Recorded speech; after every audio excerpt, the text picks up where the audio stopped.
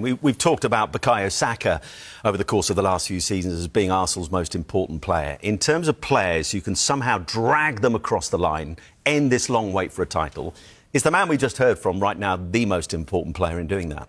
Yeah, 100%. I want 11 Declan Rices, please. And I think if they did have 11 Declan Rices, they would have already won this title. Have you seen him in goal? He's amazing. Forget where he plays. It's just his drive. If he doesn't play well, he'll make players around him better. And I believe he's authentic. I believe what he says. You know, there's no acting there.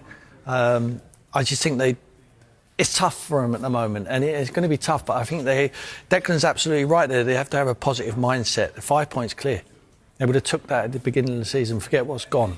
Forget that they drew 2-2 with Wolves, the worst team, you know, nearly in the history of the Premier League, with a 2-goal lead, and they throw it away. They have to forget all of that. They have to really... How do you, though, forget that, as I mentioned right at the start, it's only 2 weeks ago. Merce was sat here talking about that 9-point lead at the end of the Saturday show. It's gone. And why people... Because I've been in that position myself. The reason why people ask you about, is it you going to bottle it? Is it about the mentality? It's because you're in it. You know, people are not asking Liverpool players about there because they're not in it. They're not asking Chelsea players because they're not in it. Not Tottenham players, not Man United. So you want to be players. asked those questions? Of course you want to, because you have to embrace that. You just say, we're asking them questions and we love it because that means we're in it. The unfortunate thing is for Arsenal, they've been in there for the last 3 years and they've come up second. So everyone's going to point the finger and say they do it again. There's going to have to be a time when they do get over the line. And if they do get over the line, they could be a real threat. But it gets harder.